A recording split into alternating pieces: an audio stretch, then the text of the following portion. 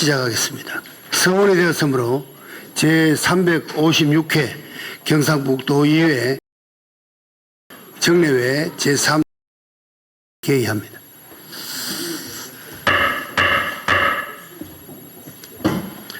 먼저 보고를 듣는 순서입니다마는 효율적인 회의 진행을 위해 회의록에만 등재하고 보고는 생략하겠습니다.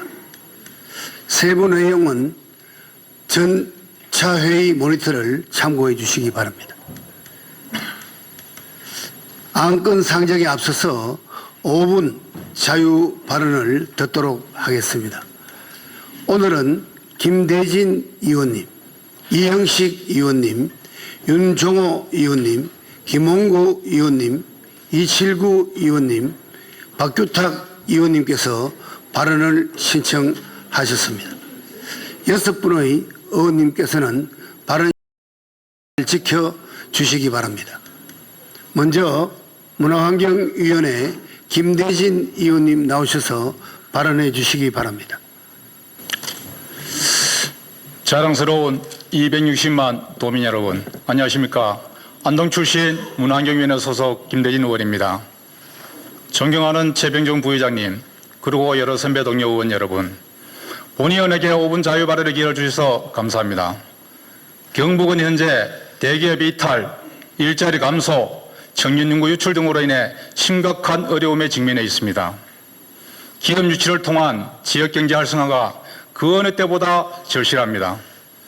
경북은 민선 8기 후 2024년까지 총 30조 1천억 원의 주저유치 실적을 기록했습니다. 당초 계획보다 143.3%의 높은 실적입니다. 매우 공정한 결과입니다. 그러나 그 내면을 면밀히 분석해보면 우려되는 점이 한두 가지가 아닙니다. 하나씩 살펴보겠습니다. 먼저 투자 유치가 일부 지역에 편중되어 있습니다. 2022년부터 2024년까지 투자 유치한 총 30조 3,219억 원 중 71.58%가 포항, 구미, 영천 지역에 집중되어 있습니다. 반면 안동, 영주, 상주 등 경북 북부권 9개 시군은 7.13%에 불과합니다. 더욱이 도청 소재이자 바이오 산업의 거점인 안동은 겨우 1%에 머물고 있습니다. 물론 지역별 산업 구조에 따른 결과로 판단되지만 지역 균형 발전, 4차 산업혁명에 따른 산업 구조의 개편, 그리고 미래 먹거리 산업의 경쟁력 확보라는 시대가 나는지 심히 우려됩니다. 둘째, 경북의 미래 책임질 핵심 산업인 바이오 산업이 외면받고 있습니다. 글로벌 바이오 산업 시장은 2022년 9,222억 달러에서 2027년 1조 5,352억 달러로 연평균 13.1%의 가파른 성장세가 예상됩니다. 이를 반영하듯 지사님께서도 글로벌 백신 산업 허브 조성, 국가 햄프 산업 거점화를 공약으로 내세우셨습니다. 치열한 글로벌 시장 경제에서 우위를 선점하기 위해서는 관련 산업의 투자 유치가 무엇보다 중요합니다. 그렇다면 2022년부터 2024년까지 경상북도의 총 투자 유치 실적에서 바이오 산업이 차지하는 비중은 얼마나 될까요? 0.18%입니다. 더욱이 2024년부터 2025년 올 현재까지 1년 5개월 동안의 실적은 충청북도가 2024년 1년 동안 바이오 산업에서만 약 성공한 것과 너무나 대조적입니다. 셋째, 투자 유치 성과를 낼 수 있는 행정적 지원이 미흡합니다. 대표적인 사례가 안동 바이오 국가산단입니다. 지난해 7월 신성 예비 타당성 조사를 신청했음에도 불구하고 무려 1년이 다 되도록 지연되고 있습니다. 불투명합니다. 도청 신도시 활성화를 위한 도청 도시첨단 산업단지도 마찬가지입니다. 산업단지 조성은 계획되어 있으나 기업 유치 전략과 바이오 산단과의 연계 방안 등은 부재한 상황입니다. 이에 본의원은 다음과 같이 촉구합니다. 경상북도의 투자 유치가 특정 지역에 편중되지 않도록 권역별 산업 특성과 발전 가능성을 반영한 균형 있는 전략을 수립해야 합니다. 총 투자액보다 투자의 분포에 주목해야 합니다. 발전 없이 경상북도의 진정한 도약은 없습니다. 둘째, 안동 바이오 산단의 신속한 예비 타당성 조사와 통과, 조기 지정을 위해 도 차원의 강력한 대응이 필요합니다. 또한 국비확보, 연구개발 인프라 구축, 산학연, 인재 양성 체계 마련, 중장기 로드맵 수립과 기업 유치에도 속도를 내야 합니다. 셋째, 도청 도시첨단 산업단지는 도청 신도시의 성공적인 정착과 경북 북부권의 미래를 좌우할 핵심 사업입니다. 실행력 있는 투자 유치 방안을 마련하고 산업단지가 조속히 되도록 지금은 새 정부 국정화제를 선점할 수 있는 골든타임입니다. 전국 17개 시도가 국정과제 선점을 위해 발빠르게 움직이고 있습니다. 경북도 역시 지금 바로 행동하고 전략을 보여줘야 합니다.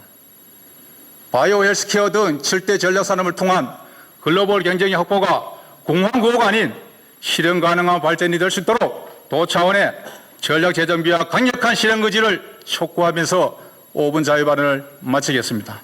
경청해 주셔서 감사합니다. 먼저 본 의원에게 소중한 5분 자유 기회를 주신 최병준 부의장과 선배 동료 의원 여러분께 감사드립니다. 오늘 본 의원은 이곳 도청 신도시의 지속되는 자초위기와 경북도의 무책임한 대응 속에 분노와 절박한 도민의 목소리를 안고 이 자리에 섰습니다. 경북도청 신도시는 2012년 첫 개발계획 수립 이후 2025년 현재까지 14차례의 개발계획 변경, 12차례의 실시계획 변경을 겪었습니다. 해마다 계획은 바뀌었지만 도시는 제자리 걸음이고 그 피해는 고스란히 도민이 몫이 되고 있습니다. 그간의 과정을 살펴보면 2016년 제6차 병행에서 학교, 의료, 주거용지 조정으로 생활권 전반에 큰 영향이 있었고 2018년엔 2단계 사업이 전면 재검토에 들어갔습니다. 이후에도 계획 변경은 계속됐습니다. 2023년 제12차 변경에선 테마파크와 복합물류센터가 폐지되었고 의료와 교육시설은 축소되었습니다. 올해는 체육시설이 업무용지로 바뀌고 2단계 사업 준공 시점도 당초 24년에서 26년 12월로 늦춰졌습니다. 그런데 현실은 이러한 계획조차 따라가지 못하고 있습니다. 계획대로라면 내후년까지 신도시 조성이 완료돼야 하지만 그조차도 불투명합니다. 뿐만 아니라 신도시는 2단계 사업에서 인구 7만 5천 명, 3단계 사업에서 10만 명을 계획하고 있지만 현재 인구는 2만 2천 명 수준에 그치고 있습니다. 공동주택 착공은 지연되고 있고 초등학교 건립에 차질을 빚고 있습니다. 종합병원 또한 진전 없이 유치 계획만 수년째 반복되고 있습니다. 여기에 지난해 경북 대구 행정통합 논의까지 더해지면서 주민들은 밤잠을 설치고 있습니다. 더 큰 문제는 10년이 지나도록 도시의 이름조차 정해지지 않았다는 것입니다. 전남 남학과 충남 내포 신도시는 조성 초기에 명칭을 확정했지만 경북도는 2015년 공모에서 457건의 명칭을 접수하고도 최종 선정을 하지 않았고 2023년 의견조사 역시 소극적인 행정 속에 결론이 없었습니다. 도청 신도시가 여전히 정식 명칭 없이 방치되고 있는 현실은 경북도가 이 도시에 얼마나 무관심한지를 보여주는 분명한 증거입니다. 공공기관 이전 역시 마찬가지입니다. 당초 유치 목표였던 130개 기관 중에 111개 기관만 이전이 완료되거나 협의 중입니다. 이마저도 아직까지 30%는 협의조차 하지 않고 있습니다. 2022년부터 추진된 도시첨단 산업단지는 아직까지 기업 유치나 투자 활성화를 위한 뚜렷한 방안이 제시되지 않고 있습니다. 이것이 지금 도청 신도시의 민낯입니다. 과연 이것은 누구를 위한 도시입니까? 이에 본 의원은 경북도에 강력히 촉구합니다. 첫째, 경북 도청 신도시 개발 계획 변경 및 사업 지원 이력을 전수조사하고 그 결과를 도의회와 도민에게 투명하게 공개하십시오. 둘째, 공공기관 이전에 대한 구체적인 로드맵을 수립하고 전담기구를 설치해 공공기관 이전을 조속히 완료하십시오. 셋째, 올해 안에 도시 정식 명칭을 확정하고 주민 의견을 반영한 도시 브랜드를 공식 선포하십시오.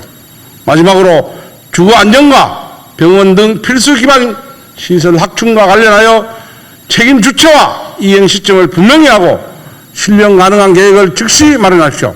더 이상 이 도시를 실험실로 실패한 정책의 희생양으로 방치해서는 안 됩니다.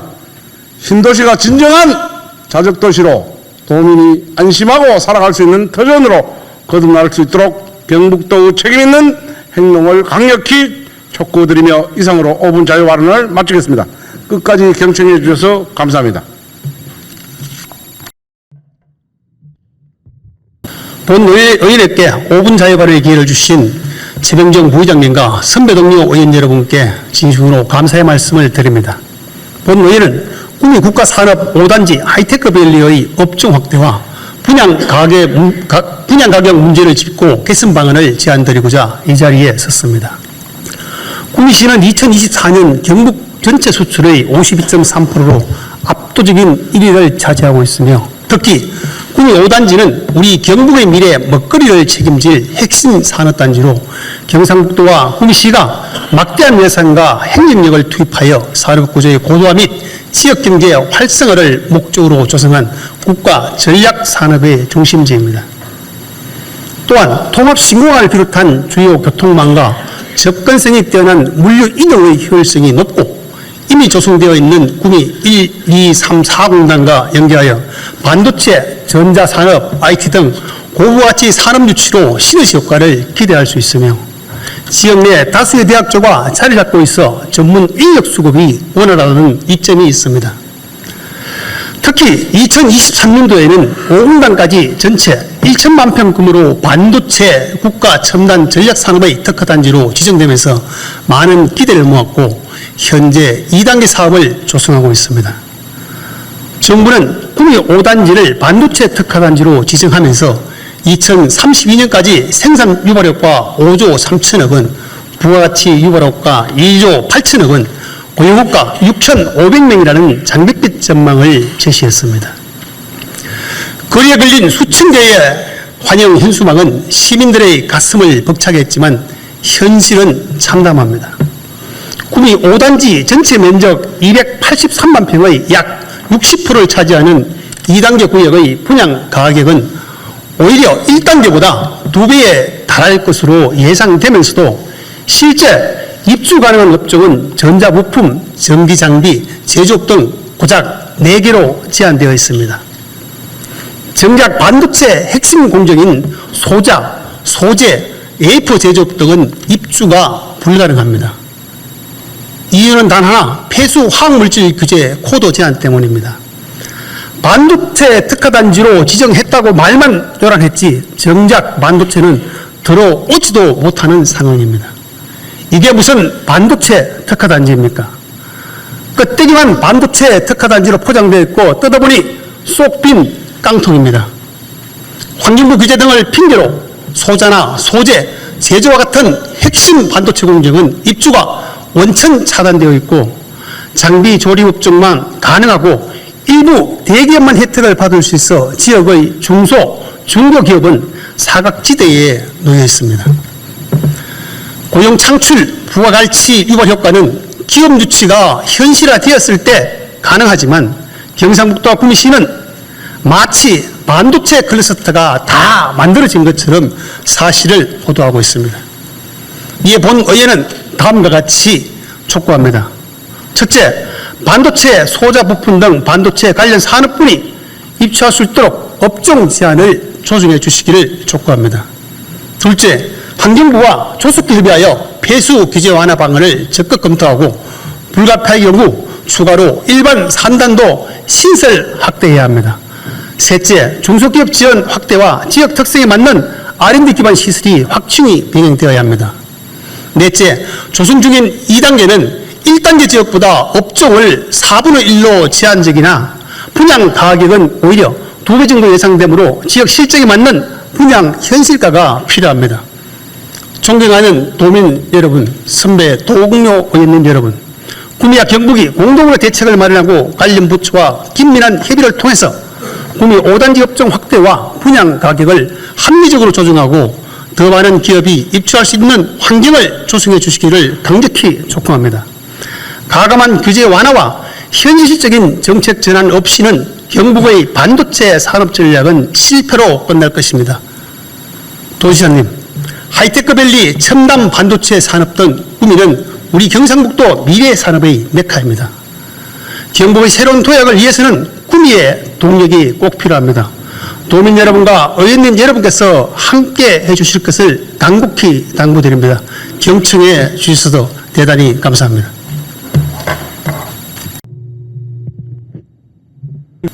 오늘 본의원은 대구시의 치수원 안동댐 이전 이른바 맑은물 하이웨이 사업에 대한 강력한 반대와 함께 이에 따른 경북도의 명확하고도 적극적인 행정적 대응을 촉구하고자 합니다. 대구 치수원 안동댐 이전 결사 반대, 주민 동의 없는 치수원 이전 원천 무효, 낙동강을 지켜내자. 지난달 27일 상주시 문화회관에서 환경부 주최로 열린 대구 치수원 안동댐 이전 주민설명회에서 상주 시민들이 절규하듯이 외쳤던 구호입니다. 시민들이 분노하는 이유는 단 하나입니다. 낙동강 유량이 줄면 하류지역, 농업, 산업, 생활용 수확고에 심각한 지장이 생기기 때문입니다. 대구시는 안전한 식수확보를 위해 치수원을 안동댐으로 이전해 낙동강 원수 하루 46만 톤을 대구 문산 매곡 정수장까지 직송하겠다는 계획을 세우고 있습니다. 환경부는 하류지역 수량에 문제가 없다는 입장이지만 실상은 그렇지 않습니다. 국립환경과학원 분석 자료에 따르면 안동댐 직하류 하루 46만 톤 지수 조건으로 모델링한 결과 어성광산천 기준 유량 242만 톤에서 196만 톤으로 19% 감소하고 상주 낙동면 장곡리 역시 441만 톤에서 395만 톤으로 기준 유량이 10% 줄어들 것으로 예측됩니다. 하천 수에도 영향을 미칩니다. 낙동강 상류 안전한 먹는물 공급체계 구축 기술 검토 연구에 따르면 1일 46만 톤 지수 시 안동댐 직하류에서 내성천 합류 이전 구간의 수위가 최대 가뭄 시 12cm, 극한 가뭄 시에는 17cm까지 낮아지는 것으로 조사됐습니다. 상주에선 지금도 갈수기 때마다 하천과 지류가 말라 농업용수 확보에 비상이 걸리곤 합니다. 맑은물 하이웨이 사업은 절차적 정당성도 무시했습니다. 2022년 국무조정실, 환경부, 대구시, 경상북도 구미시가 해평 치수장 공동 이용에 합의했지만 구미시의 반대로 후속 검토가 지지부진해지자 대구시장이 일방적으로 협약을 파기하고 안동댐 치수로 방향을 틀었습니다. 문제는 이 결정 과정에서 유량 부족으로 직접적 타격을 받게 되는 예천, 상주, 의성, 구미 등 지역과 어떠한 협의도 하지 않았다는 점입니다. 낙동강이 대구의 물입니까? 안동의 물입니까? 그런데 왜 두 지자체가 함부로 결정하는 것입니까? 안전한 식수 확보가 목적이라면 대구보다 더 하류인 울산과 부산도 치수원을 모두 안동댐으로 옮겨야 합니까? 그리고 1조 8,500억 원이 넘는 공사 관련 연구 용역을 어떻게 단 6개월 만에 1억 원도 안 되는 비용으로 기술 검증을 합니까? 대구시 안 1일 63만 5천 톤에서 환경부 안 45만 톤으로 수량이 줄었는데 관로 직경은 왜 2200mm에서 2300mm로 오히려 늘었습니까? 물은 공공재이고 우리 모두의 것입니다. 지역 이기주의를 조장하는 것이 아닙니다. 특정 지자체의 목적을 위해 안동댐 하류지역 주민들의 생존권이 위협받는다면 이는 결코 정의롭고 합리적인 행정이라 할 수 없습니다. 이에 본의원은 다음 세 가지를 강력 촉구합니다. 첫째, 경북도는 이번 사안에 대해 중립적 관전자 입장에서 벗어나 적극적 조정자로 나서야 합니다. 경북도는 환경부와 함께 낙동강 유역 지자체 간 협의 테이블을 즉시 구성하고 보다 주도적으로 공론화를 이끌어야 합니다. 환경부 소관 사업이란 이유로 권한이 없다는 핑계로 더 이상 발뺌하지 않기를 촉구합니다. 둘째, 경북형 통합물관리협의체 구성이 필요합니다. 경북도는 상주시를 비롯한 유역 내 지자체들과 함께 경북형 통합물관리협의체를 구성하여 지역 실정에 맞는 상생 방안을 공동으로 모색해야 합니다. 또한 낙동강의 문제가 더 이상 도내 시군간 분쟁으로 확대되는 것을 막아주시기를 바랍니다. 셋째, 낙동강 상류 지역의 수잔 활용 권리를 명확히 보장받아야 합니다. 대구시의 맑은 물 확보와 같은 중하류 지역의 과제를 함께 고민하되 상류 지역 주민의 농업 생계와 생활권 보호가 견제되어야만 진정한 상생이 가능합니다. 이를 위해 경북도는 중앙정부와의 협의에서 도민의 권익을 적극 대변하고 부분의 형평성과 주도권을 명확하게 확보해야 합니다. 잘못된 물 정책은 환경 파괴를 넘어 지역 공동체의 분열을 초래합니다. 경북도는 도민의 편에 서서 모두가 공존할 수 있는 정의롭고 지속 가능한 정책을 만들어야 할 책무가 있습니다. 낙동강을 지켜주십시오. 그것이 바로 경북의 미래를 지키는 일입니다. 경청해 주셔서 감사합니다. 존경하는 최병준 부의장을 비롯한 선배 동료 의원 여러분께 깊이 감사드립니다. 보리오는 오늘 포항지인 손해배상 소송 상고심 대응과 관련하여 경상북도의 보다 적극적인 법률적 행정적 지원을 촉구하고자 이 자리에 섰습니다. 2017년 11월 15일 포항을 덮친 규모 5.4의 지진은 단순한 자연재해가 아니라 정부가 주도한 지열발전 사업의 시추 작업이 원인이 된 인공지진, 이른바 촉발지진으로 명백한 인재입니다. 이는 그 당시 정부조사연구단의 공식 발표와 여러 차례의 과학적 검증으로 입증되었고 감사원에서도 정부 관련 부처와 여러 기관이 부실하게 관리되었음을 지적한 바 있습니다. 그런데도 불구하고 지난 5월 13일 대구고등법원은 정부 책임을 인정할 증거가 부족하다는 이유로 손해배상 청구를 기각했습니다. 49만 명이 넘는 포항 시민들의 목소리가 외면당한 판결입니다. 이 판결은 단지 법률적 절차의 문제가 아닌 국가와 사법의 존재 이유를 되묻게 하는 중대한 사안입니다. 현재 포항시는 외로운 사업을 진행 중입니다.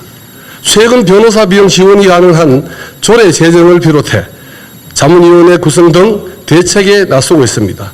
그러나 상고심 대응은 포항시 단독으로는 한계가 있습니다. 다행히 최근 경상북도는 포항지진 상고심과 관련해서 법률적 지원을 적극 검토 중임을 밝혔습니다. 매우 환영할 만한 조치이며 피해 주민들에게 정말 큰 희망이 되고 있습니다. 그러나 검토만으로 그쳐서는 안 됩니다. 우리 포항 시민들은 경상북도가 이 문제를 끝까지 책임지고 나서줄 것을 믿고 또 바라고 있습니다. 상고심 재판이 얼마 남지 않은 현 시점에서 경상북도의 체계적이고 적극적인 지원이 그 어느 때보다 더 절실하다 할 것입니다. 이에 저는 다음과 같은 실질적인 조치와 행정집행을 경상북도에 촉구합니다.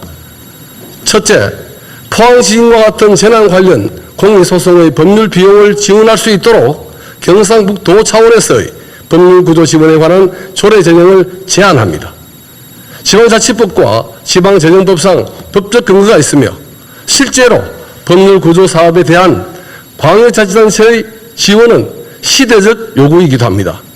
또한 향후 발생할 수 있는 유사재난과 공익소송에 대비하여 경상북도가 법률적, 행정적, 재정적으로 지원할 수 있는 제도적 근거를 선도적으로 마련해 주시길 당부드립니다.